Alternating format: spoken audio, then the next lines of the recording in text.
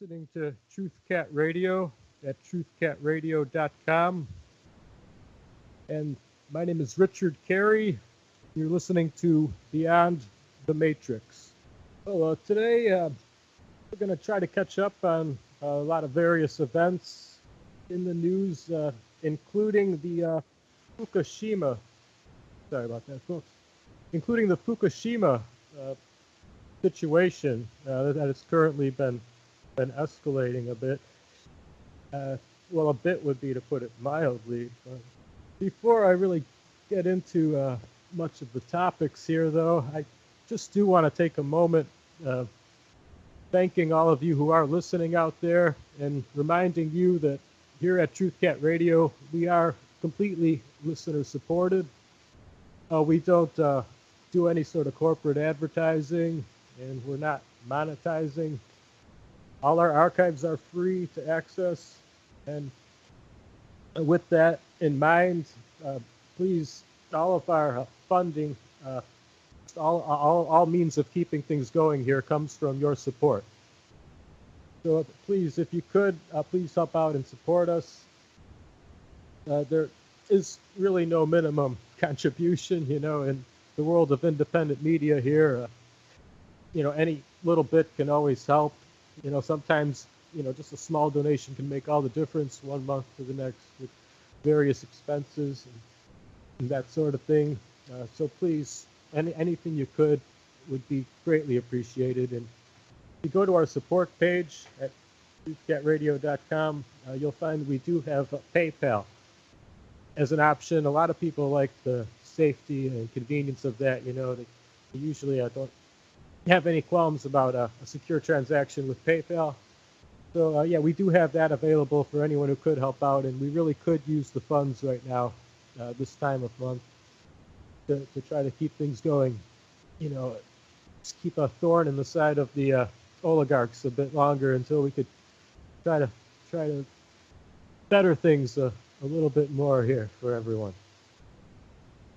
And please be sure on Facebook, which we do most of our promotion on Facebook, please join our TruthCat Facebook group and like our pages for TruthCat, TruthCat Radio, Beyond the Matrix. Then we have a group, Truth Cats, of course, a news group, been pretty popular. A lot of people are joining, and been a great place to post and share a lot of articles, links, opinions, and the like. And if anyone would like to call in tonight and discuss anything current in the news here, I do always appreciate hearing from the listeners, just hearing different opinions. It really helps to get the feedback. We like to let the other listeners as well, hear some of that feedback. So even if you don't have a lot to say, give a call, say hello, just mention, your impression of the station, or if you have something you want to bring up, ask an opinion on, or discuss at all. From websites you've been visiting, any current news or any sort of topic on your mind, please don't hesitate. Give us a ring here, and we like to hear from everyone. The call-in number, if you do choose to call in tonight, that'll be 714-598-3125. That number again, 714-598-3125. Please be sure to turn off your radio when you call in. Don't say anything when in the call in queue. I will verbally invite you to speak by your area code. And once again, please help out and support the station with whatever you can. Now then, we have had a complete blackout in the media as to the recent developing events at Fukushima. I mean, suffice to say, ever since the event happened, they haven't been wanting to bring it up or address it much in the corporate media. But just due to the scale of events that have been just now unfolding, I mean, we're having like huge portions of reactors actually falling into the ocean, um, and just the meltdown just continually been increasing. And yeah, we haven't heard any word of anything from the corporate outlets. Of course, just now in 2017, the beginning of 2017 here, with the events that have happened, you'd think that they would have to address it a little more than they have, but no, we don't get any information whatsoever, and it is disheartening um, when you can see that there can be more solutions than what we see being done. I mean, I had a guest a few weeks ago on, Ken Rolla. You can check out our archives and listen to that interview, and check out his links. I mean, his resources that I link to, and his website. And this man has seen firsthand evidence of being able to reverse and neutralize radiation from an environment, an immediate environment, from objects, from living biological humans and animals. I mean, this is information and research that they do not really want shared and to get out to everyone, really. I mean, the more it is known that there can be a solution for something, of course, there's going to be more pressure on the status quo. But so it really is disheartening when you see that in reality, so much more could be done. I mean, we could be just reversing all of this radioactive fallout, basically, and just completely neutralizing it, globally speaking. And no one is really lifting a finger toward any of this information. If anything, it's suppressed. I would like to touch on a few more topics a little later in the show, too, regarding a bit of geopolitics that's out there right now. And, of course, just the kind of atmosphere that we're getting in the corporate media, and the whole battle now we're seeing between this new Trump White House and the corporate media. I mean, we just had results of a poll showing that more people are willing to trust what they hear from President Trump than from CNN, NBC, Fox News, corporate news in general. I mean, the distrust level for them is at an all-time high, where simultaneously people put much more trust in the current president. And now I really can't recall a time where things are polarized to such extremes, And he's set on speaking directly with the American people, using Twitter, for example. I mean, the corporate media is just enraged by this. So I do want to talk a bit about that as well during the show here, and just the whole fake news ploy of the corporate media, how it's been backfiring. Well, this Fukushima situation, first, folks, is really something I think we need to sit back and take another look at. I mean, perhaps if enough people alert enough others, enough are talking about it, it will put more pressure for this to be more in the news.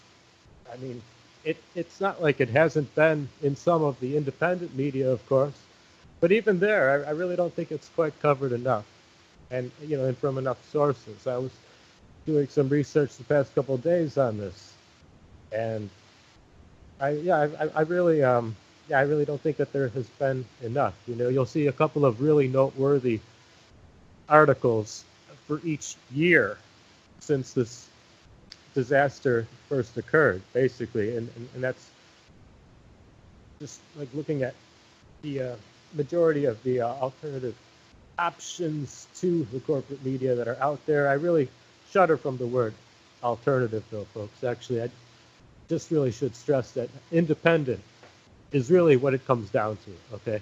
With the media. You want your media sources to be independent.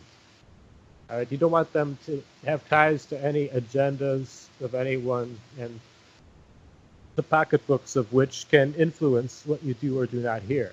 And that's really what defines their opposition, which is the corporate media.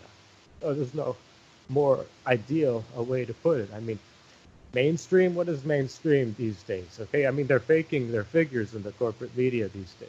What they are is corporate. All right, they have vested interests in their advertisers and those corporations and the motives behind them.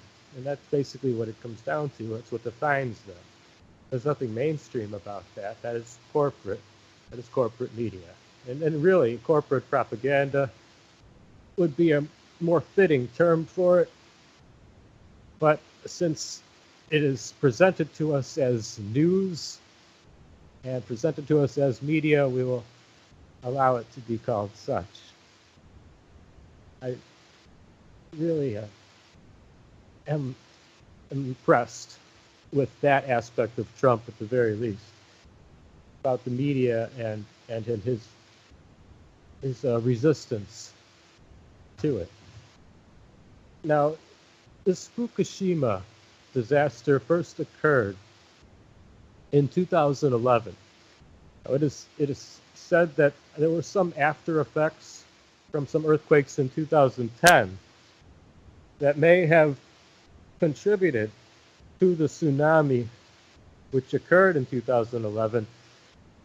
Nonetheless, the actual geological events that had an immediate response of the disaster were in 2011.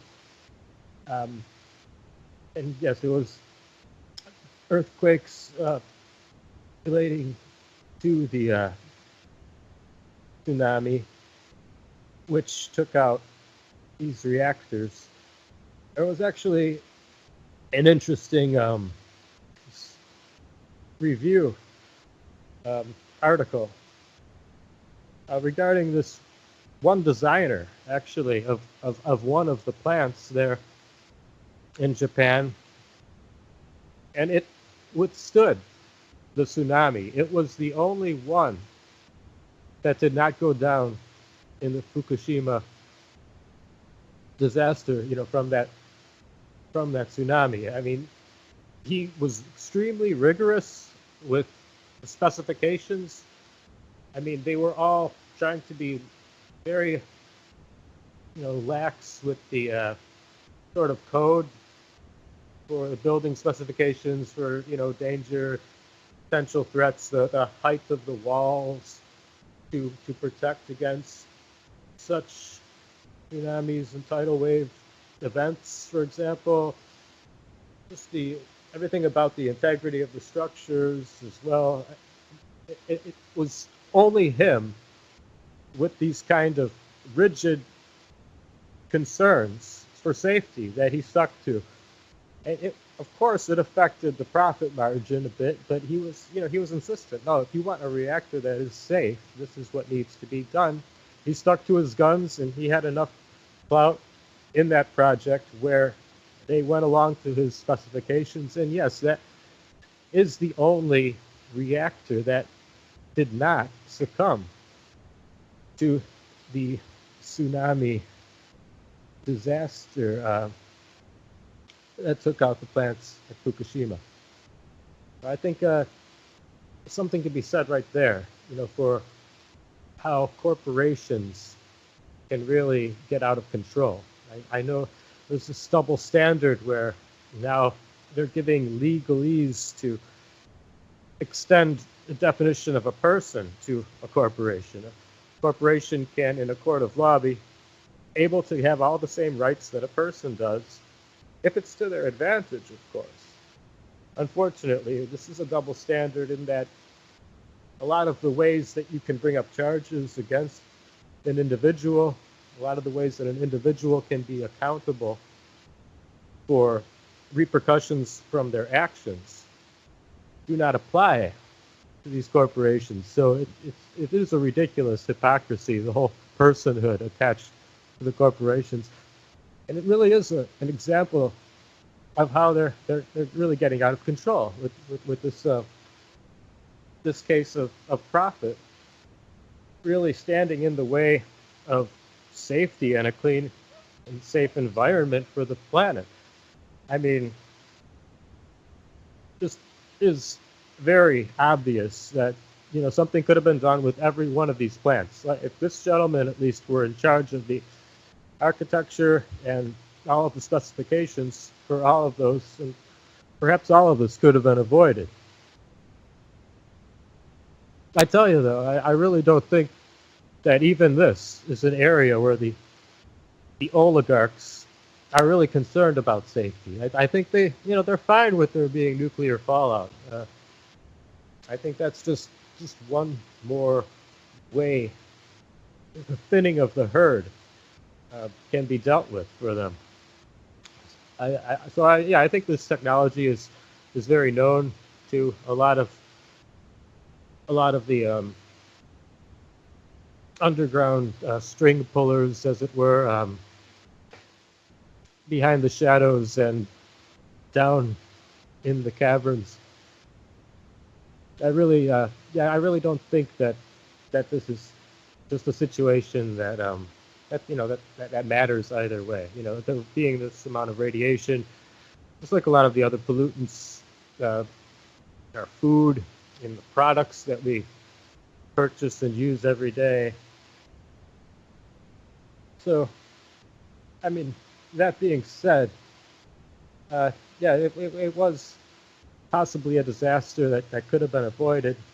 Nonetheless, yes, we had this initial tsunami triggering the start of the meltdown back in 2011.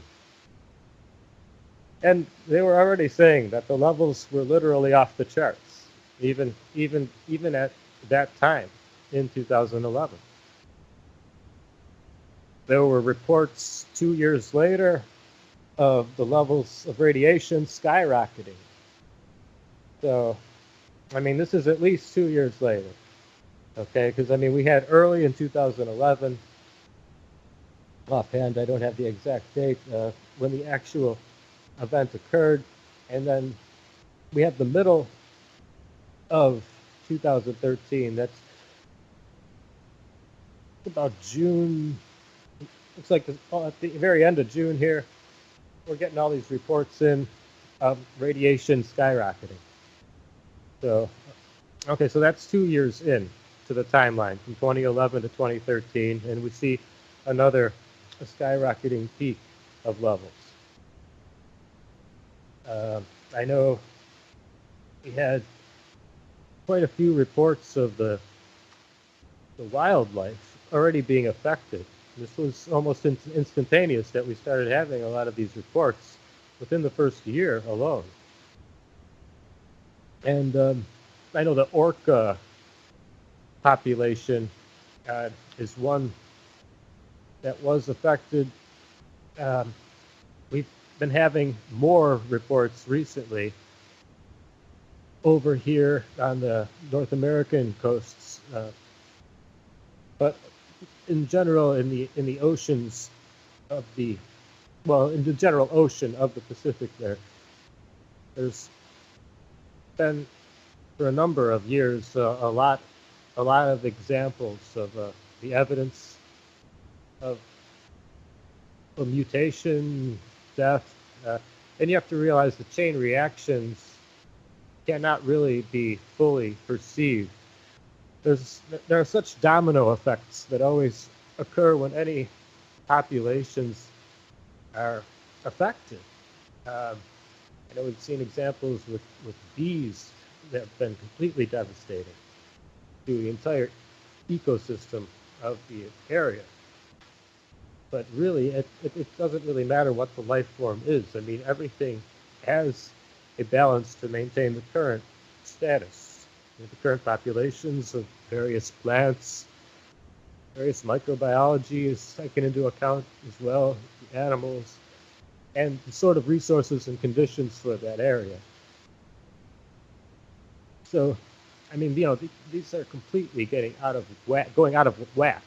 And of course, they're affecting the immediate areas, but in a grander, longer time frame, it really is a chain reaction, a domino effect that's going all around the entire globe, folks. It really is, and we're not really able to perceive until it's too late most of the effects, unfortunately. I mean, I really want to keep positive here because there is technology that does exist to reverse all of this. So don't get me wrong, it's not that I'm trying to paint a doom and gloom sort of picture of this. I just need more people to get out there and be talking about this and just how serious it is if nothing is to be done. So that something will be done, so that the information which is capable of neutralizing these conditions can get out there to more people. And like I have mentioned earlier, you should check out an interview from just a few weeks ago with Ken Rolla. It's Rohla, Rolla, who was on my show and goes into very fine detail of a lot of the things that could be done and that he has witnessed in this area, both in the interview and the links that I have provided there if you'll go to his websites and resources. So this really is just something we need to be talking about more to get the word out there about this situation, because while we're in the middle of all our wars and financial manipulations and these battles of political ideology warped by establishment propaganda, I mean, we're not realizing how much time is passing where more and more is being done to the planet that we have to live on, no matter what we ultimately decide to cope with in these other areas and these other completely unrelated topics of the paradigm. There was a study done actually at the end of 2011. Okay, this was reported in Zero Hedge, a study pointing out that radiation had already killed 14,000 Americans with their estimates of secondary effects. Now those kind of claims can sound a bit exaggerated. You'd have to really read the way they're coming at it in the article there. But I mean, the point is that some sources were reporting very early on a lot of the effects that were projected as chain reactions because of how the ecosystem is getting affected. There had been a report early on, only a couple of years after the event. Workers were saying the ground under the plant was cracking and radioactive steam was being released. So they were able to see that this was still active. It was still progressing.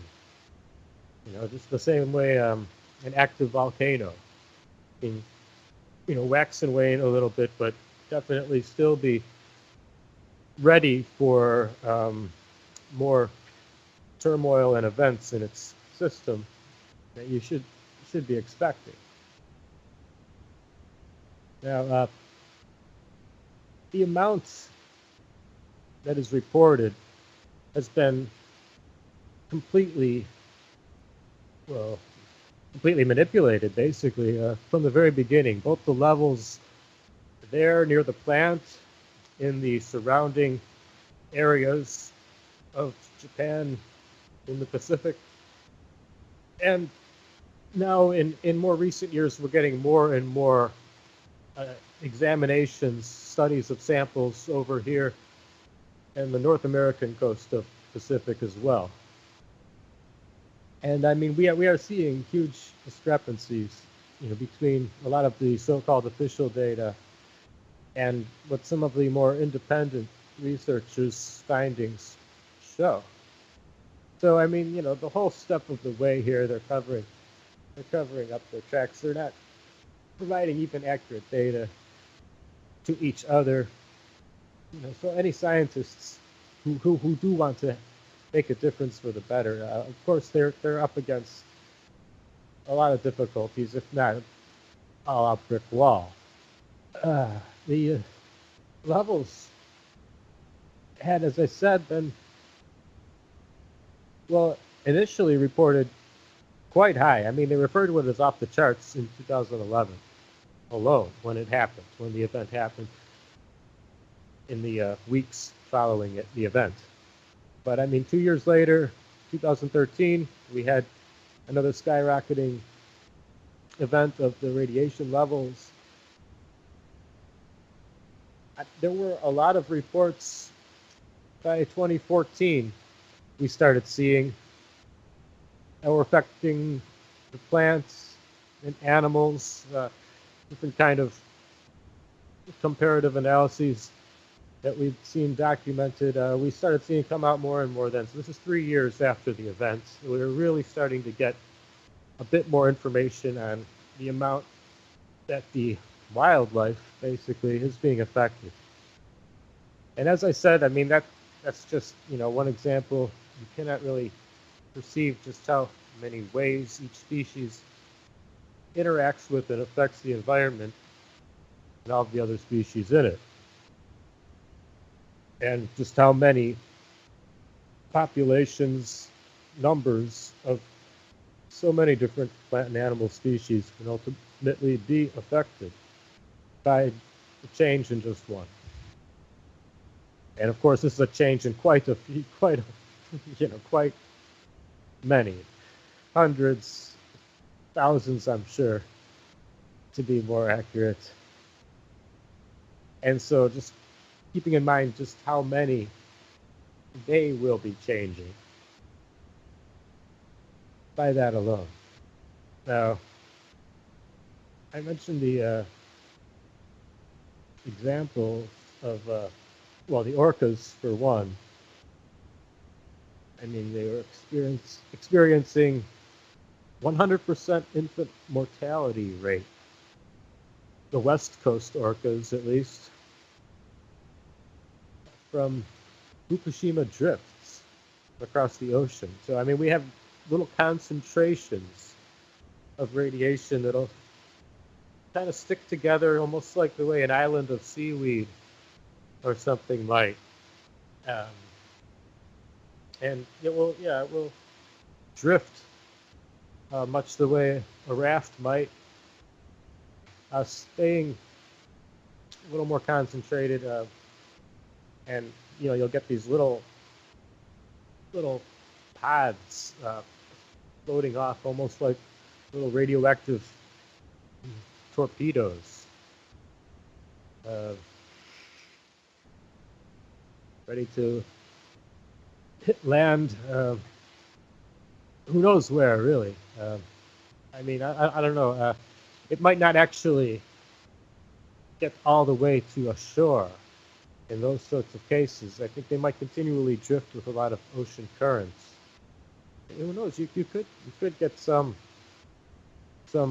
little drifts of radioactive debris that could wash up, just have an entire radioactive drift wash up on a given shoreline. That is something to be aware of. I really would have to look into that more to see what reports, if any, had come in of that particular occurrence. Now, the amounts, the actual numbers, are quite staggering in some of these articles here. After an increase in levels, again, 2 years after the event, 3 years after us hearing more about the animals, 4 years later, we were hearing once again a lot about radiation spikes. Okay, the event was in 2011, so now 4 years later, 2015, we're hearing about Fukushima radiation spikes, 7,000%. Okay, or 70 times. Whatever way is easier for you to think of it. 7,000%. or 70 times. Personally, I don't really think percentage should go past 100, but that's just me, my opinion. So yeah, let's just think of it as 70 times. 70 times the amount of radiation you would normally encounter, a spike. And this is 4 years after the event happened in 2015. So we have huge spikes detected, radiation levels in wastewater are pouring into the Pacific Ocean here, this being 4 years after the event in 2015. And these are the figures that we were given from the Tokyo Electric Power Company. So yeah, the Tokyo Electric Power Company said radiation levels were up to 70 times or 7,000% higher than normal.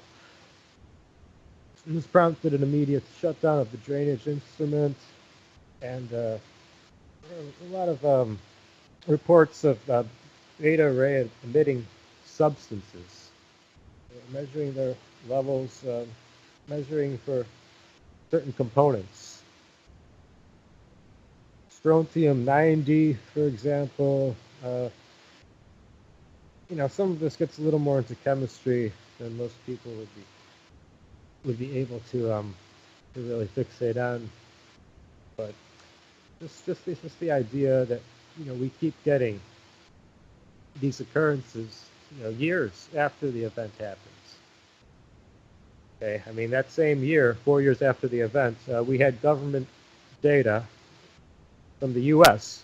All right, U.S. government data that showed we were being bombarded with radiation 1,000 times higher than normal. Okay, so just to recap, because there could be people, tuning in late. So I'm just recapping. 2011, the event happens, getting increases 2 years after in 2013. Now again, in 2015, extraordinary increases. Even the government is claiming 1,000 times higher than normal over here. Now, I mean, this is interesting because we're getting these studies that are done over near the plant itself that same year, 2015, and we're having TEPCO Power Company, at least for one. I mean, there are some others that were cited as well, but that was one that evidently is a big name there, well known, but Tokyo. I say TEPCO. I'm sorry, folks. No, it's just Tokyo Electric. Tokyo Electric Power Company. I don't know where TEPCO came from. Oh wait, TEPCO shuts off leaky gutter. Okay, no, there is a company, TEPCO. Okay, all right, my bad. But yes, the actual company is just Tokyo Electric Power. And they're, a big enough name there where if you're from there, you would know them. And they're measuring where we're actually having, these wastewater. I don't know what you call them, really. But they're constantly flowing. So, they're constantly pouring into the Pacific. This wastewater from the infected, toxic area, and so the same year, we're getting at the very least a rating of 70 times the levels that normally would be detected by Tokyo Electric Power Company in 2015. But already over here, the North American coast of the Pacific, we're getting government data claiming 1,000 times higher. So I don't know. Now this government data, it doesn't look like it was meant to be released. So I don't know, that could lead me to believe that possibly that's closer to the accurate figure. And that, amazingly, Tokyo Electric Power Company was actually just kind of trying, toning it down a bit to say 70 times, which shouldn't even sound like it's helping anything, honestly, but that may be the case. It's just hard to believe that the levels percentage could be so much higher further away than at the source at any time period. That just seems logical. Then I don't know. This is perhaps a different scale, a sliding scale for each one. I mean, what is normal to these people? What is a normal amount of radiation? And, of course, Tokyo Electric Power Company has one definition of a normal amount of radiation. The U.S. government has another definition, and it also has to do with the area. And are you talking about since the fallout, or even before the plant existed for the area? And, of course, there's trace radiation that you could find in environments that is so minuscule, it's virtually undetectable with the correct equipment. If you want to be technical about it, but that really wouldn't count for the, what we're discussing here, of course. So yeah, this is interesting, though. In 2015, we have reports of 70 times over by the plant itself in wastewater pouring into the Pacific, but we have information from the U.S. government ratings of 1,000 times higher. Interestingly, it is really the same people who posted both of these stories as well. Their sources may vary, of course, from piece to piece. These are out of Natural News. You want to look it up? 2015. A lot of people would agree with me in that they're a good source for a lot of topics, including news on the environment. I've got some out of Blacklisted News. Here, Zero Hedge. Some of the more noteworthy ones. I've been covering these stories all along here. Countercurrent News is another one that's pretty on spot with some of this environmental data that can so often be skewed. I don't know. I really am surprised by this 1,000 times amount is pretty extreme, though. I think I would have to try to find more sources. So far, I hadn't for that particular article. I might try to do more searches in another method. Let's see. The time is currently 8:42 Eastern Standard Time, East Coast USA. We're still in the first hour here of Beyond the Matrix with Richard Kary. And you stick around. We are going to be having a Stephen D. Kelly show coming up after my show here at 10 p.m. I would like to get out that phone number for anyone who might want to still give a call. If you do want to talk about this, if you've looked up any articles on the Fukushima event during any of the years here since it happened, or just want to tell your impression of things, when you first heard about it, anything, feel free to give a call. The number 714-598-3125. That number again, 714-598-3125. And did you want to take a break real quick? It's early, but it sounded like you were ready. Oh, no, I'm okay. I just wanted to get that number out there a few more times. All right, well, we should go ahead. We'll just get the break over with since I interrupted you real quick. Whatever works for you, Stephen. All right, let's get over with. Okay. I'm cooking, so this will help out. Okay. All right. First of all, yes, of course, this is Truth Cat Radio, www.truthcatradio.com. Immediately after this show is going to be the Stephen D. Kelly Show, and the title of my show is going to be The Getty, Lilith, and Fukushima. So it'll be along the same lines, only from a little different perspective. We'll be into the live broadcasting at midnight tonight, and we won't come back live until, well, we may come back this weekend because I'm going to be going to the Conscious Life Expo and perhaps doing some live broadcasting from there. But we'll wait to see. We'll let you know on Facebook if we do that. Looks like my sound is overloading. You might be a little bit high on your volume there, Richard, or low. I had it cranked up for you. It's kind of weird audio going on right now. Anyway, but once again, yes, we are 100% listener supported. We do need your donations. There is a not a Facebook, but a PayPal account number that you can use that we have. It's all we really have right now, and it's StephenKelly714@gmail.com. That's StephenKelley 714@gmail.com. And that information is also available on our website, www.truthcatradio.com. Under the button that says support us, and next to the button that says support us, you'll see a button that says chat.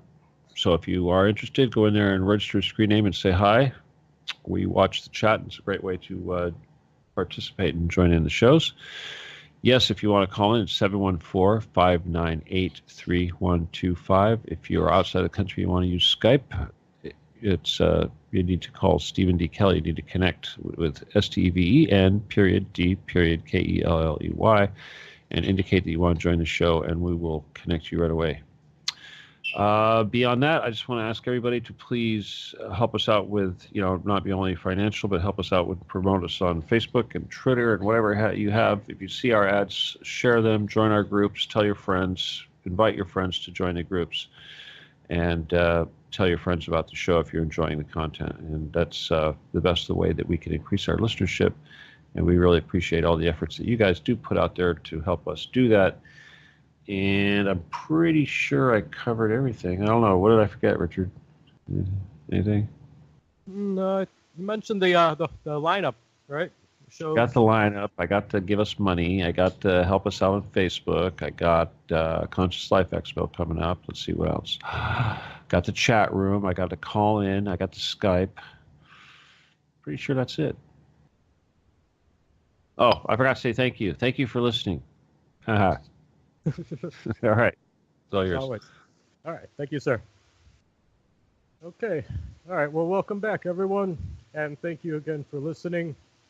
And please do help out, just as Stephen has said, to keep everything going here at Truth Cat Radio. We do rely on your support. We don't have any sort of corporate advertising, no monetizing whatsoever. It's all based on your donations. So please, we have a PayPal option on our support page. Please, any little bit would help keep things going here. Now, if you do, please call in. If you do get the urge to say anything, we want to hear from you. We want to hear your response to any of these events that have been developing, any of the progress with the station. I'm open to feedback. I mean, I've been affiliated here with Truth Cat Radio for a while now, and pretty close to the beginning, if not, more or less the beginning. I'm open to people calling in, just for the record. At times, maybe not in the middle of a guest covering a topic, but things that are outside of the realm of my show, related to the station, I am open to in general as well. So, just keep that in mind. And if you do have anything to comment on regarding the Fukushima situation or any of the other events currently in the media, or just want to say hello here and say, you enjoy listening, what you think of Truth Cat Radio or Beyond the Matrix. That number again, 714-598-3125. And one more time, 714-598-3125. And if you do call in, just Just don't say anything when in the call-in queue, and I'll just verbally invite you to speak. Get an indication from our station manager. Now then, getting back to the Fukushima situation and the reported levels that we were seeing. Yeah, it really is surprising because, I mean, we were getting more reports in 2016 here. Really closer to the end of 2016, we were starting to get a lot more reports of the levels hitting the Pacific over on the North American end here, the west coast of the U.S. But it seems that it had been going on for quite some time. I mean, as far as some of the reports dating back, it looks like it didn't take long, really, before it traveled across that ocean.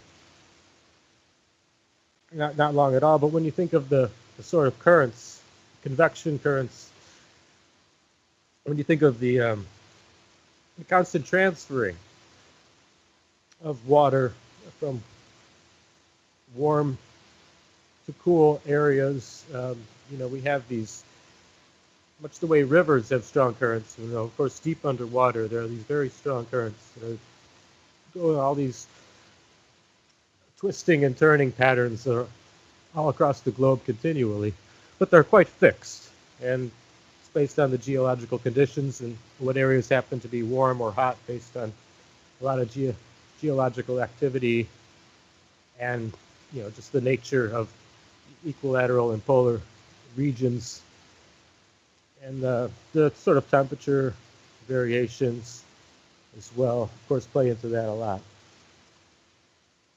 But I mean, yeah, it seems like we were getting a lot more on the West Coast a lot sooner than we really thought. And well, I know I had myself encountered a number of stories just past 2016 here about some of the deformations that they were starting to take note of. This one picture I keep in my head, I don't forget, is this example of what looked like daisies. Not sure if it was daisies or another flower. I think it was daisies.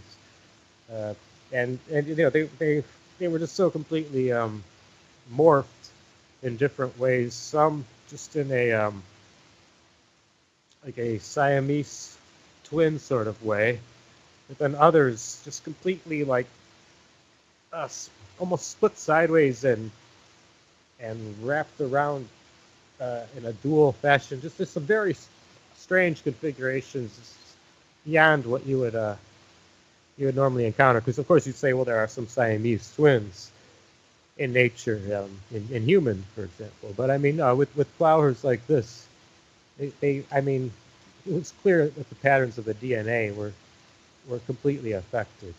That it was not right, basically, and it did not mutate for a natural, evolutionarily prone cause. I mean, this was spontaneous mutation of the gene, and this didn't happen over time, obviously, is the difference. I mean, the sort of life you'll find in the deep sea is odd enough when you don't take radioactive elements into it. But now, lately, I have to wonder, I mean, it was fascinating seeing a lot of deep sea footage, usually from like National Geographic or something, and you'd see all these exotic alien-like life forms, but you at least knew that they had, from the environments around them, designed over time to be like that. Now with this sort of extreme Fukushima level of radiation we have, I mean, we don't know what to perceive as what anymore. I mean, we don't know what the cause of anything will be, because you'll see some of these fish the deep sea these fishermen will be bringing up, and you're like, well, would it look like that before Fukushima is the real question. I don't know. I'm starting to wonder if sometimes that will be the deciding factor, at least as we move on into the future here. We won't be sure what is natural or not anymore. I mean, the whole GMO thing, of course, is part of that as well. And, well, that actually can be reverted as well. If you were to go to that same interview I mentioned, Ken Rolla talks about the different ways you can actually revert the GMO condition of organisms. Now, that really is fascinating there. And the neutralizing of the radiation as well. So, I mean, this stuff can be dealt with. It just has to do with, what sort of motives exist in the powers that be. I really hate to say it in those terms because, we can't create a paradigm that keeps us locked in. So the powers that had been is perhaps a more appropriate way to say it, because there definitely is a change that we're sensing in a lot more people who are willing to take steps in various directions on the planet, more than they had been.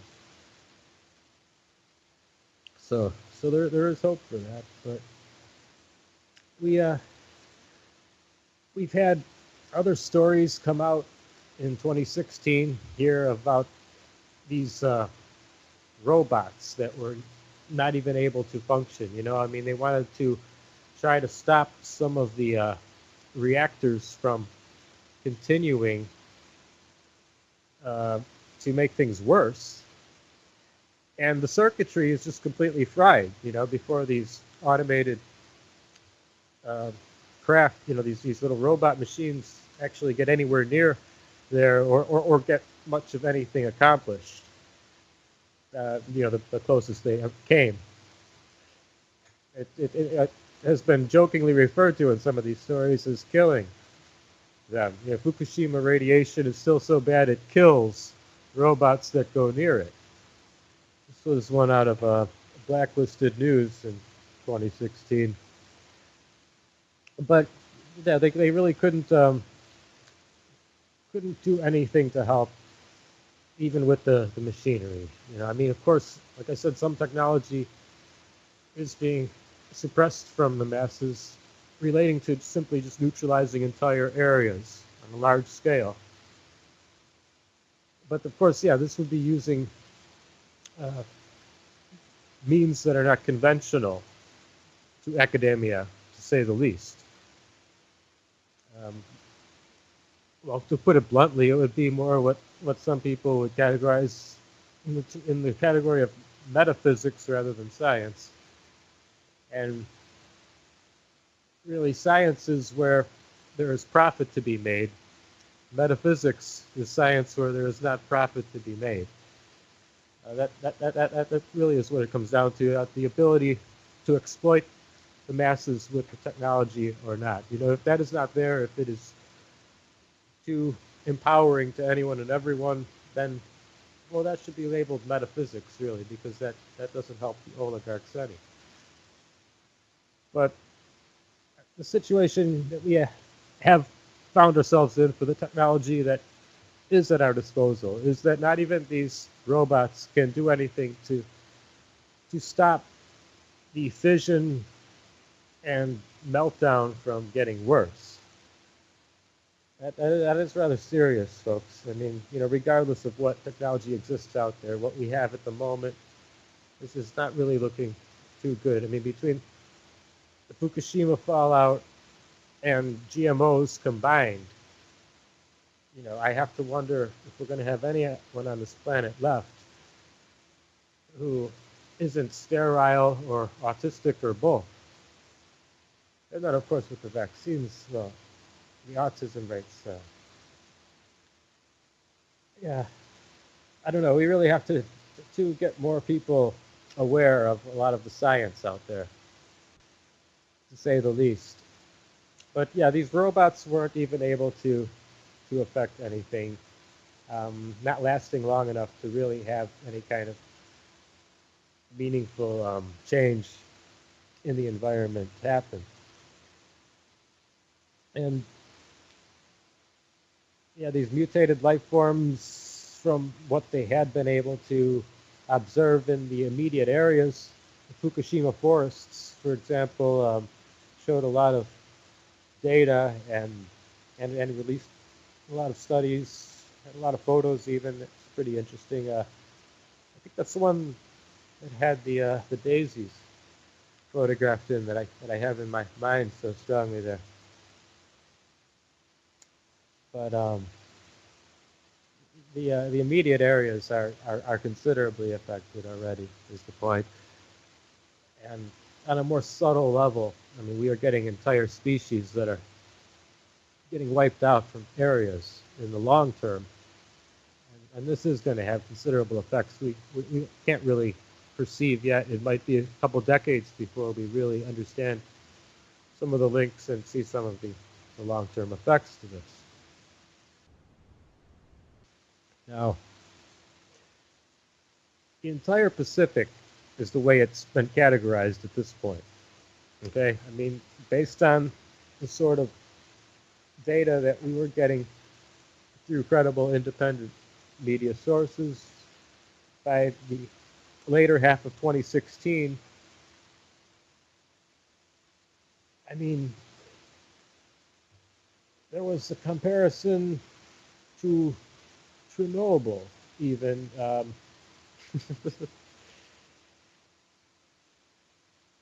Considerably dwarfing it in its comparison that we've had this year now.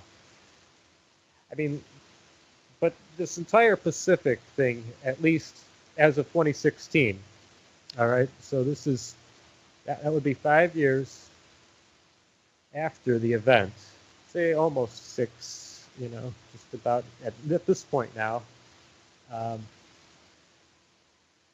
And we're getting a reference and just a phrasing of the entire Pacific. And I mean, the projections, yeah, are just worse as time moves on.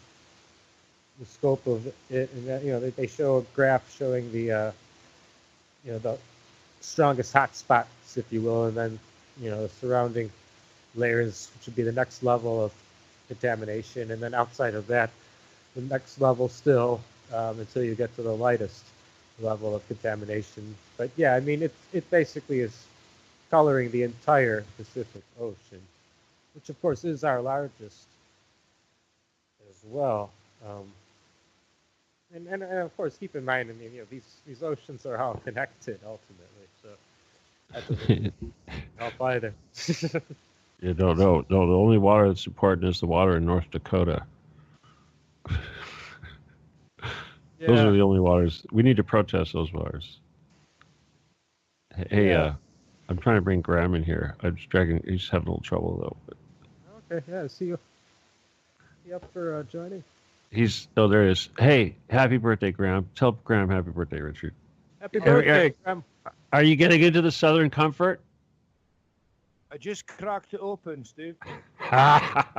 You know, listen, I'll tell you something. When I was young, we used to take shots of Southern Comfort and we'd put lemon juice in it and take the shots like that with lemon juice. You ought to try that. Shots? Yeah. Shot glasses. Yeah. You know. So shot of Southern Comfort and then a chaser with lemonade. Not lemonade. We take lemon juice, straight lemon juice, and put it right in the, fill up the shot glass and squirt it right in there, lemon juice, squeeze the lemon right into the shot glass and then drink it. Oh, wow. Yeah. You know, there's very, very few drinks I can drink neat without ice. I mean, even malt whiskey, as smooth as it is, I struggle to drink it without ice. But Southern Comfort, I can drink it neat with no ice, no problem. Well, if you have a lemon around, give it a shot. Tell me what you think, because this is how we used to drink it back in the day. Sorry for interrupting your show, Richard, but I just thought you might enjoy saying hi and happy birthday to Graham. Yeah, certainly. Happy birthday, Graham. Oh, thanks, Richard. When is the actual date of your birthday? Right now. Well, this is 10th of February is the big day for me. Oh, okay. So yeah, it just turned for you there. Yes, I got some really cool birthday presents. Oh, excellent. Hey, who sent you the presents, Graham? Mainly a female friend of mine. Oh. Yeah. Did I tell you about my birdsong clock? No. Hey, I'm going to turn up my volume and go mute because I have to go check on my tater tots. But tell us about the clock. What? I got to. Oh, wait a minute. You mean it's like an Audubon? Oh, I had one of those. Yeah, No, yeah, it's brilliant. It's got like an owl at 12 o'clock, and it's got like a nightingale at 1 o'clock, and a woodpecker at 3, and it plays really realistic bird songs every hour. Oh, that sounds great. Oh, it's beautiful. Yeah, no, that sounds excellent. Yeah, well, I'm glad things are running more smoothly for you. It even sounds a lot better with the adjustments you made, even with the old microphone here, just for the record. Yeah, Richard, it was such a stupid thing. It was just my clock's going off, by the way. Yeah, it was such a stupid thing. It was just in my advanced settings, there was a checkbox ticked that microphone boost 10, 20, or 30 decibels, and it was boosted to 20 decibels. So basically, the interference was also boosted by 20 decibels. So all I did was uncheck that box, and it made a world of difference. All right. Well, yeah. No, definitely. I could see how that would totally affect everything. So, yeah. That is sounding a lot better. And yeah, I'm glad everything's going a little better. I heard you had some car trouble, affected your broadcast a few weeks ago. I'm glad everything's running a bit better, and that you're enjoying your birthday here tonight. Yeah, it's fantastic. I've got all sorts of sweet stuff and licorice and dark chocolate tea cakes and all sorts of stuff lying around here.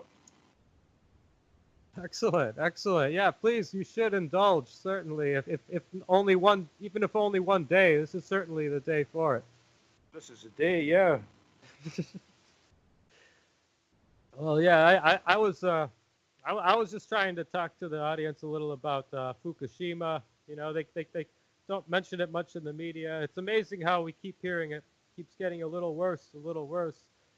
And, you know, they don't want to talk about it. You know, I had one gentleman on my show a few weeks ago. He says with scalar technology, crystals incorporated, I mean, you can send out over large amounts of land, you know, a change, you know, to the land, like with the scalar, like the Tesla technology, basically, you know, and I mean, it's possible to do something more about this radiation, is what he's explaining, you know, but of course that's not information that would ever get out there, you know. I don't think they want a solution to that sort of thing, you know, just like GMOs. I think the radiation is one more way to hinder us, you know, from the oligarchs. Wouldn't you agree with that? Well, yeah, you're talking about weather manipulation. Well, no, I mean, I just mean the fallout from Fukushima. I don't think they care that we're all getting, you know, affected, and the environment. I mean, there are so many species, you know, that get affected by that, and it has a domino effect through the ecosystem. You know, you can hear about an area where a certain bee species has a problem, and then it affects everything else because of it, you know. So, I mean, these people who build these plants, I don't think they just care about cutting costs. They don't care about the long-term effects.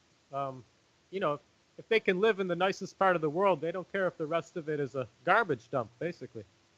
Yeah, that's right. And of course, it's all part of the social engineering thing. They want to bring about food shortages and droughts and famines. They want to bring this about. It's part of their bigger eugenics campaign.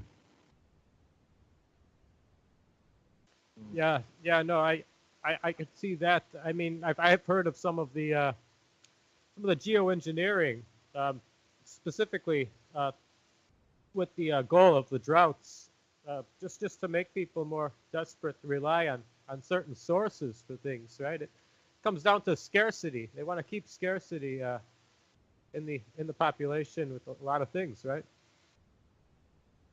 Yeah, that's right. Do you remember? You've done a lot of shows since I was. You remember when I was a guest on your show, Richard? Yeah, definitely. It was. Yeah, I'd love to have you on again sometime if it's not too much with you having another show. But here with the same day, it's a little rough. Why? Something in particular you commented on in that show?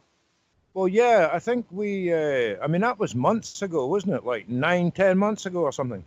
Like at least seven. I think at least like 7 months now. I want to say maybe six. At least a half year. I'd say about. Yeah, at least. Yeah, I don't know if you remember, but I spoke about a friend of mine. I've got a boat, and a lot of my friends have got boats. You know, they're into boats. They're into either sailing or they're into cruising. And I've got a boat in the marina, and I've got a lot of friends there. And I'm sure I told you this story, but there was a friend of mine. He basically blew his retirement. His pension pot. He blew it on a really fast yacht, and he basically he bought it in Australia, and he flew to Australia from the UK, and he took the yacht right across the Pacific to Canada. Stopping a few places along the way, and then he came from Canada back across the Atlantic to Scotland. Did I tell you about that? No, I'm not sure I remember the whole description you give now, but okay, yeah, no, well, basically. Yeah, basically it was a trip of a lifetime for him, and he'd been planning it for years. He had a crew with him.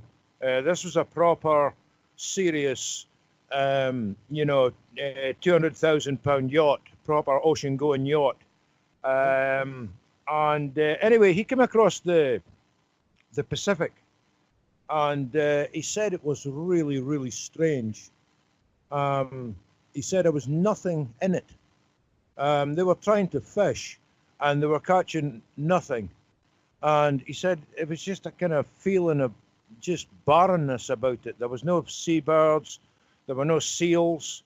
There was nothing popping up. There was nothing, just absolutely nothing. And he said it felt really, really strange and quite kind of apocalyptical. Oh. So and he knew he was able to know what should look like on most ocean areas, basically. It was definitely a difference from what he's used to. Oh, yeah, for sure. And he didn't, he was expecting to see a bit of a difference, but he did not expect it to be completely devoid of life. There was no seagulls, there was no skewers or terns, there was nothing flying around. And there was nothing in the water. And he said it was just so eerie and strange as far as the eye could see, right to the horizon, just absolutely nothing for days and days and days, just nothing. And you said this was in what area exactly? Well, this is right across the Pacific, Richard. Okay, so no, I mean his trip that the route you say it took was. All right. Yeah. Well, he came across, like I say, he bought a boat in Australia, and he took it right across the Pacific to the east coast of, heading towards the east coast of the Americas, but he went round and right up to towards the west coast of the Americas, but he came round and went right up to Cape Breton in Nova Scotia. Ah, okay, all right. Wow, and so but he was used to just a lot of ocean waters from other areas already from his past.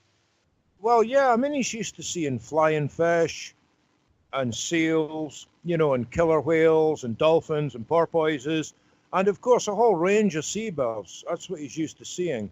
But he said that the Pacific was just dead, completely dead. And this was, you said, how long ago approximately? This is just, well, he just got back last year, Okay. and he was away. Oh, he was away best part of 18 months. All right. Yeah, that because I mean, I was mentioning earlier in this show. I mean, the events happened in 2011, but then every 2 years, we heard about just peaks in the radiation and just more activity going on again. Like 2 years later, 2013, then in 2015, and hearing last year a lot about the animals. They even send in robots. The robots are fried circuitry. You can't really even try to help anything with those. Yeah, I don't know. It's pretty bad. I mean, I don't. Hey, Graham, I want to ask you a question. Hey, Richard, you need to turn your volume up a little bit. I know mine's really way high. It's still louder than everyone else's. Graham, if he was coming up from Australia, I'm a little confused just looking at the map, but that means he must have gone through the Panama. You say he went to Canada? It was it was a kind of round the world trip. Well, yeah, but just from you say he went to BC, British Columbia, or what? Yeah, he eventually, it was one of his final destinations. So he stopped in Hawaii, I guess. He went from Yes. Okay, so he went due from Hawaii. He went due northeast, straight to Hawaii. From Canada, somewhere Queensland, Victoria, wherever. I'm assuming Victoria area or what? Yeah, I can't remember, but I know he was definitely in Hawaii. Yeah. Well, yeah. Imagine this, Richard. If you're in Australia and you just go straight to 2 o'clock, basically. Okay. All right. Yeah. All right. Yeah. So you go straight 2 o'clock. You're going to hit Hawaii. You're going at a northeast direction. That's a lot of Pacific Ocean right there. Yeah, it certainly is. That's a huge amount of Pacific Ocean. Yeah. Wow. Yeah, he actually made a documentary, Steve. He made a little film and posted it on YouTube of his journey. Uh-huh. Well, he must have. It's strange that he would go to Canada because it's so far out of the way. You'd think he would have gone from Hawaii straight to maybe Panama Canal or Mexico or something. He's no, to let you understand, Steve, his wife's Canadian. Oh, okay. And they were gonna have a big reunion. I think it was her birthday and all sorts of stuff. And they're gonna spend some weeks there. So that was kind of their final destination before they came back across the Atlantic. Yeah, then they'd have to go completely due south all the way to Panama, and then from the Panama Canal up to the east coast of California, and from there straight across the Atlantic to Scotland. But otherwise, it doesn't make a lot of sense. Yeah, I think Canada was on the way home. Well, I'm just like, that's the thing. Unless they took the Northwest Passage, the Northern Passage, that's all they could have done, right? Is that what they did? They sailed through the ice water? Oh, do you know this? I got totally confused, Steve, when he was telling me his journey. Yeah, because that's the thing. I'm trying to understand, because he either went around Alaska and Canada and Greenland and every that, through the icebergs, or he went all the way back down south to Nicaragua and Panama, and then completely went from there all the way across the Atlantic the long way. Yeah. I mean, come on, these are diagonal trips across these oceans. That's a lot of ocean. It's a lot of ocean, yeah. Yeah. Yeah, I don't know exactly what his route was. I just know he was away for a long time. And I know he did see icebergs because he's got photographs of him on icebergs. Okay, then he did take the Northern Passage, perhaps. If you went, see, this is the thing. It doesn't make any sense otherwise to go that far north unless you're going to go a northern route to yeah, that's what he did. That makes sense. That's I think he did. Yeah. I think he did when I think about it, Steve, because his job was leading. His job is actually leading expeditions to the North Pole. That's what he does. Okay. Well, then that's what he did. All right. Because Yeah. Because I'm looking at it right now. You know, Baffin Island and all that Northwestern Passage. Yeah, he took the Northwest Passage. Otherwise, it's like, why in the hell would he go that way? Yeah. Yeah, I think he did because he was. And this is in a sloop. Well, no, this is a big ocean-going yacht. Well, yeah, I know ocean-going yacht, as in motorboat or sailboat. Both. A motor sailor. Motor sailor, yeah. Okay, so it's bigger than 50 feet. You know, I mean, how many meters did you say this thing was? I think it's like 52. 52 meters or 52 feet? 52 feet, Steve. Okay, that's a decent-sized yacht. Okay, so it's probably a double master. It's probably a ketch or a yawl. I'm guessing it's a ketch. It is a ketch. It's a ketch. Okay, yeah, it's too big for a sloop. So a ketch, yeah, it's got to be a mid cabin motor sailor, probably, right? Yeah, I think it's got like a 100 horsepower engine or something quite beefy. Yeah, but it's got a big old sail too. Yeah, that's what you want. Awesome. Yeah. Yeah, I'm a sailor too, obviously. All right. Yeah. Cool. Yeah. Was a sailor. This guy's he was the first one that alerted me to the fact that the polar or the North Pole was getting icier. It wasn't receding like everyone was saying. Right. He said, like the global warming claims. The opposite of what they're telling us. Right. Well, he said it was a sea that he took an expedition to about 20 years ago. It's got I can't remember the name of the sea. It's one of these frozen seas. And he said when he went back up, it was completely frozen. Whereas before, you could have taken a boat most of the way across it, but now it was completely frozen. Yeah, I've heard of other accounts saying the same thing. I forget what the source was, but I mean, definitely the poles are getting larger. The ice caps, like the planet, is going. What they're calling it is a mini ice age. Just to mention a moment more, Graham, about the Fukushima situation. I mean, they are saying now that it's like with the new radiation levels at Fukushima, they dwarf the highest peak at Chernobyl. They're saying 70% higher than that of Chernobyl, and that it's worse than a meltdown. They're calling it a melt through, because the nuclear fuel melted through the containment vessels and into the ground around it there. Aye, that's right. I heard about that, Richard. I also heard something. I've heard conflicting reports about the fact that initially they said that most of the radiation ended up in a containment vessel or a containment tank. And then they said, the next thing was, oh no, it breached the containment tank, and a small amount had entered the ocean. And then someone else come on and says, no, the external containment tank, the secondary containment tank, had basically completely ruptured, and a vast amount of radiation had gotten into the ocean, and they can't shut it off. Yeah. I mean, I'm kind of surprised that they've at least admitted to how out of control it is. Even, it's so easy for the corporate media to lie to us. I'm surprised that they've even admitted to that at all.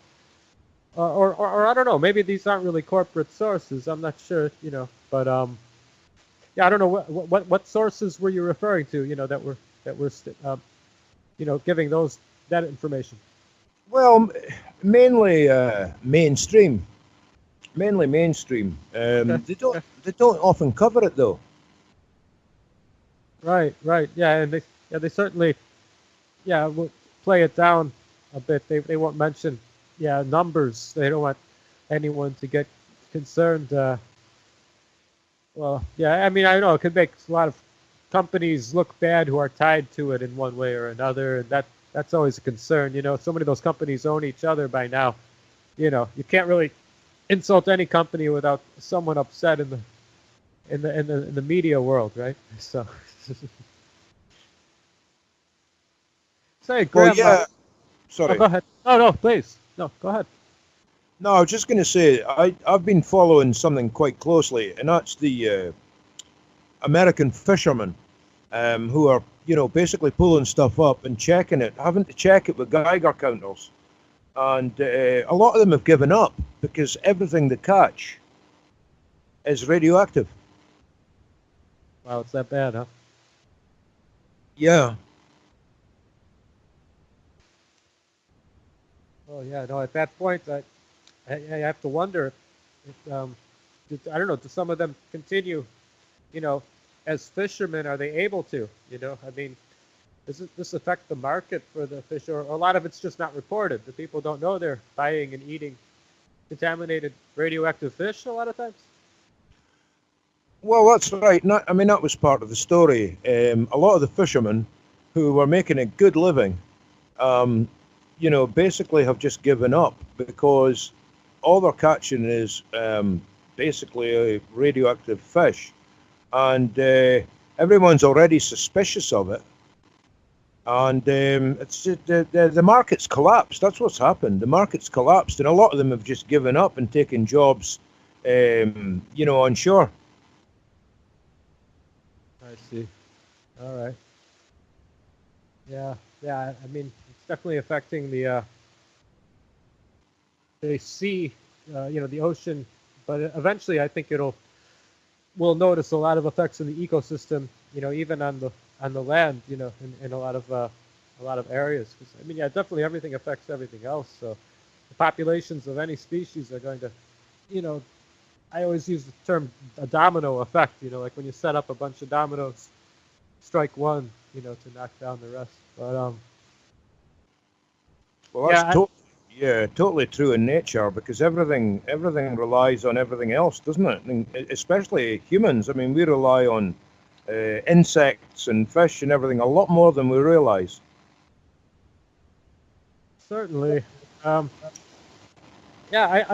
really do admire people who can at least come to terms completely with what their decisions are, with how they work with nature too. I mean, well, like someone, for example, who is a hunter, yes, they may eat, some people criticize these days, eating meat, comparing animals and humans in a lot of ways. But at the same time, well, at the very least, if you're able to know how to kill the thing yourself and to clean it yourself, you're at least more in touch, with the natural process. But I mean, we're so far removed from it. That's how companies can get so out of control. The conditions for the livestock gets worse and worse. Can get more out of control the more removed we are from these things. And I don't know where I stand on a lot of those issues. In the long run, I mean, we needed some sort of change in the way we are as humans, I think. Yeah, I'm really surprised there's not been more reports on the fact that marine life is totally contaminated with radiation on the west coast. I'm really surprised there's not an awful lot more spoken about this. It seems to be being suppressed. Yeah. I mean, it's something that I suppose they don't feel like they can do anything about. They like to use fear, in the population, but not if it doesn't really work to their advantage. Political fear, or fear of, just people around them in their neighborhoods. These are things that they can work to their advantage economically more, and that seems to be more the focus. This sort of fear, the media seems to hide from us. But yeah, it seems like they're very selective about what sort of things they want to frighten you with. Yeah, absolutely. But something that can potentially cull a lot of people, well, that's part of their agenda, isn't it? That's what they actually want. Although it's the last thing they will admit. But the eugenics is a central part of Agenda 21. That's just what they're all about. Yeah. I mean, I've heard some in the inner circles have even tried to rename it, because, well, 21. I suppose that was a year reference at first, was it 2021? And so now they're pushing it back. Calling Agenda, I don't know, what is it, Agenda 31 or something or other. But I thought that's what I heard somewhere. But yeah, no, I mean, well, the whole New World Order thing, I mean, we heard George Herbert Walker Bush, like he was proudly mentioning the New World Order, and I'm sure you can remember back when he took presidency and was proudly mentioning that phrase, that famous speech. And so, I mean, I don't know. At that point, they were really open about it. The whole sort of globalism, and of course, even now they shame people who don't want to stay in the EU or criticize uncontrolled immigration, uncontrolled illegal immigration for that matter. But well, then the whole Russia thing too, though. Since I have you here to chat together, I'm just wondering what is it like near where you are these days? I mean, because here in America, they're trying to push the sphere of Russia, that Russia's an aggressor, but we know from the rest of the media in the world that's not the case. If anything, the U.S. And our allies are the aggressors and not Russia, and that's clear to the world stage right now. I mean, is it the same where you are? Are they pushing like the propaganda of Russian aggression? Oh, absolutely, Richard. In fact, just today, it was in all our news that there was 2 Russian bombers had sailed between the Shetland Islands and the Faroe Islands. They'd flown their bombers between these 2 groups of islands, which is north of the UK, north of Scotland, basically. I don't know if you've heard. Have you heard of the Shetland Islands? Yeah, I've heard a bit about them. Yeah, well, they're quite far north. I don't know, maybe 80 to 100 miles north of the Scottish mainland. And there's another group of islands as well called the Faroe Islands. They're about maybe 60, 70 miles from the Shetlands, nearer Iceland, getting towards Iceland. Anyway, these bombers had flown between these islands, and there was RAF jets scrambled to intercept them and shadow them. And that's the second or third time that has happened this year. Now, they're staying outside, just outside, sort of British territorial airspace, but just close enough to let us know that, there's still a serious force to be reckoned with. But I think we're all this nonsense about Russian aggression. It's just, it is just absolute nonsense. They're within their own borders. They're doing their own thing. If anything, they've been a sobering influence in the world, and they've been a force for good. What they did in Syria was they ended the Western fiasco, and it was a huge fraud. We were pretending that we were fighting ISIS, and all the time we were arming them and paying them and recruiting them and training them, and all the while trying to pretend we were fighting them. And then the Russians realized that it was a huge scam, and the media was telling the whole Western world lies, and they stepped in and put an end to our fiasco. That's what happened.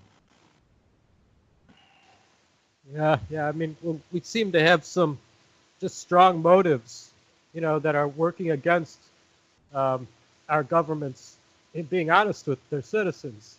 I mean, we have these motives for forcing so many countries to trade with the U.S. dollar. A lot of this, hostility toward Russia and toward these Middle Eastern countries. And then, of course, we also have the influence, at least in the U.S. and I believe in the U.K. as well, the influence the Israeli government has on a lot of the politicians. So, the Middle East is, of course, very influenced by their motives. And, Israel only sees Syria as a threat and Iran as a threat to lands that they could have for themselves. We have the Golan Heights. They're trying to take and steal right now, and they're trying to sell the oil underneath it, and trying to get permission to have pipelines built through territory that's not theirs to sell to Europe when they don't even own what's there. So, I mean, there is the aspect of Israel as well. And I mean, I know overseas where you are, I know Israeli government's an influence in your politicians as well. But I mean, surely you have to see that's one of the reasons why a lot of our governments are in the Middle East so much. Yeah, they seem to have a knack. They seem to always have had this knack of being able to sort of wriggle their way into positions of power and high office, especially in politics and stuff. And for all intents and purposes, in America they're thought of as Americans, and in Britain they're thought of as British. But these people are not really British, and they're not really American. They've got, they've got a strong sort of loyalty to their Jewish roots, and they're always pushing a Jewish agenda. And the people at the very top have the most extreme view, I believe, that we'll find in the protocols. It's just this strong Zionism that's very aggressive to any outsiders. And if everyone's helping each other, and the ones at the top with the most power have that as their motive, well, I think that makes it much worse. And well, yeah, this affects politics so much and the financial system so much as well, doesn't it? Just where you are as much as anywhere, right? Oh yeah, for sure. And I mean, the kind of they make money their god. We can see that they make making a profit is sort of like paramount. And if anyone gets hurt or cheated, or anyone sort of ends up by the wayside or whatever, it doesn't really matter, because it's all about making money above everything else, and it becomes an illness. It's actually a mental illness. Well, yeah, and this idea of the biblical justification for, well, I mean, look at the Palestinian situation. I mean, oh no, it's because of some biblical references in their books. This sort of genocide is justified, to them. And I mean, yeah, now we have the Golan Heights now being stolen. But I mean, yeah, Palestine is an extreme example. Just trying to justify with your own literature for double standards and murderous behavior. Yeah, that's right. But I mean, well, most of us realize what's happened, though. Most of these people at the top of the top, the real movers and shakers, they're not even actually Jewish. They're Khazarian. Right. I mean, the people who are truly Semitic and have the DNA strong, in them, like 100% or close to it. Those are like the people who look like, yeah, the Palestinians, the Syrians, that sort of thing. But well, yeah, a lot of these Israelis, these were from the Khazarian Empire, Eastern Russia, right? And I mean, these are the people responsible for Bolshevism. Their ancestors. Wouldn't that be accurate?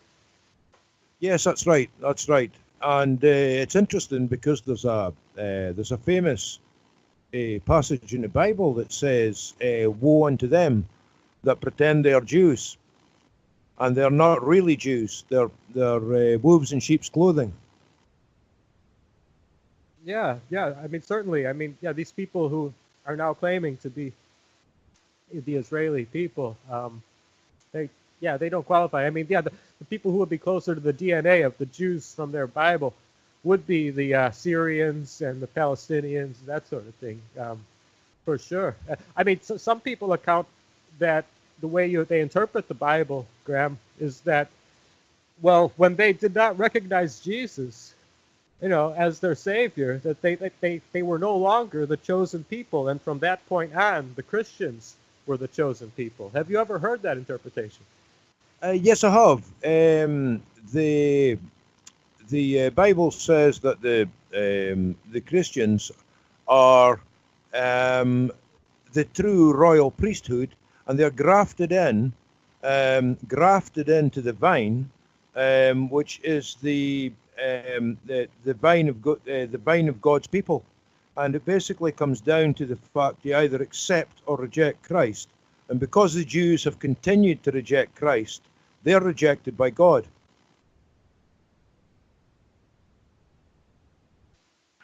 Yeah, that's certainly a far cry from what we'll hear as far as their interpretations, but it really does make a lot more sense, really. I don't know. I've been. It's just something I take a lot of interest in this, Richard. This is kind of like my pet subject, and I've heard more than once. I've heard that there's just recently there's a Christian revival going on in Israel of some sorts. Quite a dramatic one. Really? Wow. So I mean, they're rejecting Judaism for Christianity. It's just their own variation of Christianity. I take it, just like any region will wind up with its own variation. Their beliefs might and interpretations might differ slightly. Well, what would this be in line with? I mean, literally, like the revivalist, sort of churches that we see in America when you use that word, or? Well, I think I mean a lot of people who are Jewish. I mean, like religiously Jewish. Practicing the Jewish faith and stuff like that. A lot of them have realized, looking back at their own history, that they have been punished and persecuted, in a literally in a biblical kind of scale, because they've continued to be stubborn and arrogant, and they've continued to reject Christ. And I think a lot of them have started to waken up and realize that there's a correlation between the fact that they've continued to reject Christ and the fact that they've been persecuted and attacked, and the whole world is, even their allies, Britain and America, even we have turned against them. And I think a lot of them are really starting to take a step back and look at the bigger picture, and waking up and realize that rejecting the Messiah is probably a big mistake. Yes, well, when you mention that, it makes me think of this one photo I have of a map of Europe, and it shows all the different countries and the years of the occurrences of when the Jewish people were thrown out of a given country. And I mean, it's staggering just how many of them are on there. And you have to think, well, I mean, the way that their principles and therefore their moral character tends to differ from that of the Christian, may have something to do with it. Because if you have a lot of these other principles, I mean, well, certainly, I mean, something like the attitude of the protocols is toxic. And I mean, I don't know why is there such a connection, though?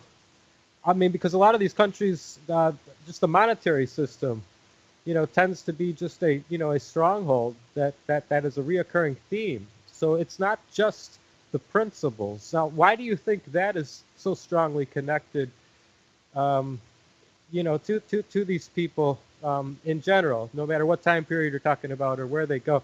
because yeah, I mean, you will see a lot, of strongholds in the banking industries, for example, and the monetary systems.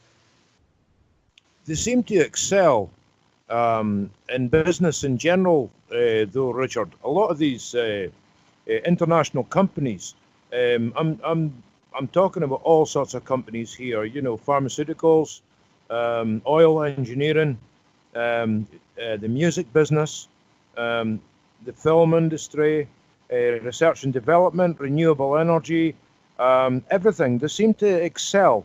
Wherever they go, they seem to excel and end up at the top as the movers and shakers. It's just what they do. They are obviously different from ordinary, humans, for want of a better word. They're very gifted. You just need to look at the sort of the world of science, or the world of entertainment, or the world of music, and at the top you'll see loads of Jewish people. I really do believe they are gifted. I mean, some of the greatest musicians we've ever had, in every genre, have been Jewish. That it just is. That's just the way it is for some reason. Well, I know with superior abilities and intellect can come, superior ambitions, and that could. I know a lot of times positions of power, especially, you'll have brilliant people who will, just their very condition and state of perception of reality leads them to a psychopathy. Ultimately, I mean, they can't be any other way. So I mean, power corrupts. Absolute power corrupts absolutely. Yes. Well, I mean, we see that in a lot of our leaders. The people who will be drawn to positions of power in politics and military, especially where those two meet. But in general, though, I mean, you're crediting the Jewish people with on average just strong skills and abilities in a lot of areas, just intellectually and skillfully. So I mean, so are you saying that, I don't know, with that comes just as much more of a danger than in how you choose to be and how you choose to live? Yeah, absolutely. I don't know if it's a fact that they're, individually more gifted than the average person, or individually, they've got a higher IQ, or if it's a case of they're very good at helping their fellow Jews. Once they get into an industry or whatever, they help their friends and relatives. They give them a leg up. I don't know. It's probably a bit of that in it as well. But there's certainly there is an excessive amount of that isn't really spoken of much. But I do think it's a much higher degree than a lot of other cultures, and in general, among the white races, it's shunned upon these days. Graham. So I mean, that could put someone at quite an advantage if you look at the contrast there. Yeah, I remember years ago, Richard, when I was like, I was just starting to waken up and look at the world through through sort of critical eyes and start to question things. And I was about 16 or 17, and I remember speaking to my father about these matters. And I remember my dad saying to me, every time you watch a movie, or every time you get a chance to watch the end of a movie, just study the names of the director, the producer, all the top people behind that movie. Just study their names. I remember my dad saying that to me, and he says you'll see a lot of Jewish names, and I've been doing it for years. It's something I just do. Even if I'm just flicking through the channels and there's a movie finishing, I'll just leave it and I'll pause and I'll wait till all the credits are finished. Even if it's an old black and white movie from 1935 or whatever, And, you know, he's absolutely right. The movie industry is totally top heavy with him. Yeah, yeah, and then of course the influence over the corporate media, you know, and our political establishment, you know, is just as extensive, right? Absolutely. Absolutely. And, you know, a lot of them, it's so obvious to the world at large, a lot of them changed their name. Yeah, yeah, no, I have noticed that in some situations, and so now we have this, you know, so I mean, well, one of the things is this theme against Russia. Then you're experiencing it over there as much as where I'm living, you know, and you know all of the Western countries, you know, I mean, I don't know, U.S. and NATO in general being against Russia like that. I saw this one quote, you know, just from the other day. This country has had a consistent policy for 70 years toward the Soviet Union and Russia, and Trump is trying to undo that. So this person's complaining, you know, because they like this whole Cold War attitude, you know, so it can manipulate us. But so that's one of the things they want to spin.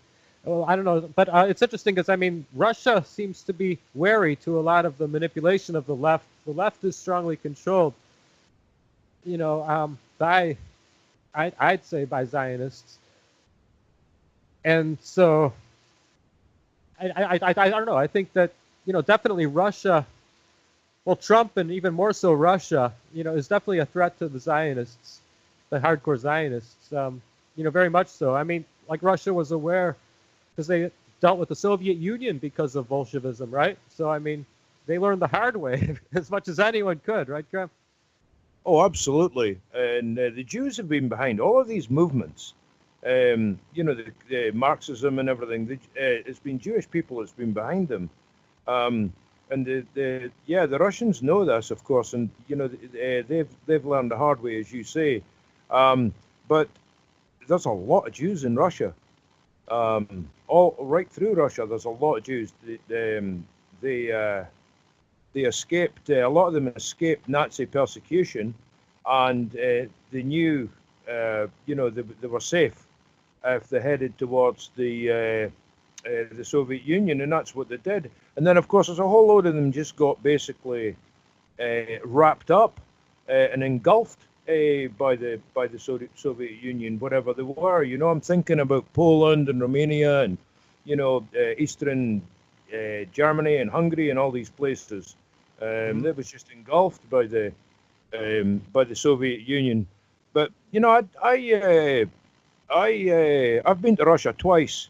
I've spent a couple of holidays there. The Russians they're beautiful people. They really are. They're very, very unassuming. They're friendly. They're helpful. They're kind. They're not sort of like, I don't know. They've got a certain kind of attitude towards not wasting stuff and being frugal, and they're just a great people. You know, they're not an enemy. We've been brought up in the West. There's always an enemy. There's always a boogeyman. There's always someone we should direct our hatred and anger towards because the media tells us to. And Right. it's absolute rubbish. We are the aggressor. NATO is the world's biggest threat, not the Russians. NATO is an outdated Cold War relic, a bunch of greedy old men ready to feed a whole bunch of naive, brainwashed young men, you know, forward to kill peasants in other countries. It's shocking. We're on the wrong side of history. Certainly, yeah, yeah. I mean, these days I would be prouder to be, you know, yeah, under Putin, you know, being under Putin in Russia. I mean, yeah, and he's, you know, he cares about his people regarding the GMOs as well. You know, it's so much seems like it's everything that we used to see, you know, here in the West, like the U.S. representing is what we're seeing in Russia these days. It's like going to be the new place to migrate to or something, perhaps. But you say they still have a large population of Jewish people, and we see how much this cultural Marxism is pushed by their people in general. I mean, most couldn't even explain most of it probably, but the ones at the top who believe in the true Zionism would be able to explain it. Like you understand, Graham. Well, yeah, but I think Putin in particular, he's really kind of like he's kind of like nailed them in a sense. He's all for the Russian people and the Russian way of life and the Russian traditions and everything, and he's rejected all our. I mean, they were when the wall came down, they were embracing our Western rock music, and all the bands were being invited to play in the Red Square. There's a whole load of British bands and a whole load of American bands were invited over there, and they were wearing their blue jeans and everything. They were adopting Western culture and everything, and they were happy to. But we got more and more extreme with our lack of morality, and then on the back of all that, there was the whole gay thing came in. The LGBT, lesbian, gay, bisexual, and all this kind of stuff. And the Russians were like, whoa, wait a minute. This is all going a bit too far, So they've kind of dug their heels in, and they've said, okay, yeah, we want a bit of Western freedom. We don't want all this filth. Yeah, and now they're also, taking a stance against GMOs, and I think I heard against vaccines as well. Yes. I mean, they really care about their people and their infrastructure. It's definitely not being affected. The people's minds are not being affected by this cultural Marxism in Russia the way we're seeing so much propagandized in Europe and America. Yeah, it's absolutely bizarre, Richard. If you'd said, to your average person in the street, if you said to them maybe 30 years ago that Russia was going to become democratic and moral and respected, and that the West was going to become immoral, bankrupt, and morally bankrupt, and socialist. Right. People would have laughed at you. Yeah. I mean, even the age I am, I was born in the bicentennial. I'm a bit younger than you, but I mean, even I can say that, when I was first around, I mean, things were completely different. And for yourself, having a few years on me still, but still a young man. Happy birthday again, by the way. Oh, thanks, man. But yeah, you can definitely, it's just see how everything is completely just twisted upside down here and over in Russia compared to how it was, in times you can remember, Yeah. I remember, Richard, long before, I mean, I went to Russia when I was 15 on a school cruise. That was the first time I went there. But that wasn't my first experience with Russians. I was brought up in a port on Aberdeen on the northeast coast of Scotland. It's quite a busy harbour. In fact, it's a hub of it's now the hub of the European oil industry. But back then it was more at a big modern harbour for commercial vessels and also fishing. Anyway, the Russians used to come in their ships, and they were always keen to trade. And we quickly realised as kids, I mean, when I say kids, I mean like teenagers. We used to go down and trade with them, and they were great. They used to take us on board, and they'd give us a meal, and they would show us around the ship. They'd take us down to the engine room and show us the engine room and all this, and show us the bridge. Scary. sounds like the makings of a Hostel 3 or something. Hostel No, 3, Russian sailors. Yeah. no, seriously, they were. I remember I didn't tell my parents about it at the time because I knew they would totally freak. Exactly. But I could see that. yeah, but I remember 2 or 3 years, 2 or 3 years later, when I was a bit older, I told them about it, and my dad was a bit concerned, but he was like, he was pleasantly surprised. Everything was cool. There was no funny business. Nothing weird happened. They just wanted to trade. Oh, sorry about that, guys. That funny noise, that was an ashtray. Did sound like a bell, huh, Graham? They're like ding ding. Ding ding. Yeah, I know. My God, sorry about that. Jeez.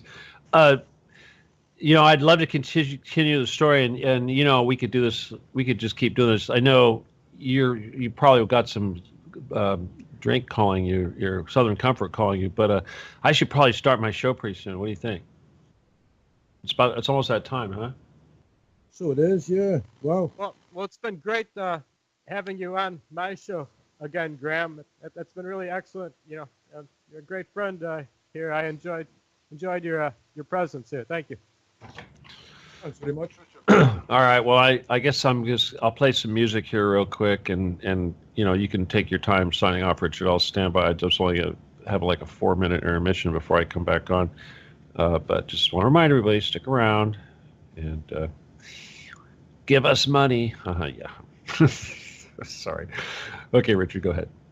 All right. Well, yes. Stick around if you want, Graham. Maybe we can both, just. Oh, you're not going to be able to chat because I'm going to hang up on you. Remember? Yeah, well, that's true. Initially, yeah. Okay. But no, we'll have it. Enjoy the rest of your birthday. Thank you very much for being on, Graham. Thanks, Richard. I've enjoyed myself. It's nice chatting to you. I as well. Thank you. Thank you. Good night, Graham. Thanks a lot. Happy birthday. Cheers, Richard. Stephen, sorry. Good night. Good night, Graham. Cheers. Cheers, Stephen. And thank everyone who was listening out there. This has been Beyond the Matrix with Richard Kary. Well, please, if you can, help out on our support page, PayPal. We can't keep this going without your support, but we do appreciate a donation. Thank you very much, and we'll hear from you again 1 week from now. Until then, transcend the construct. Regards.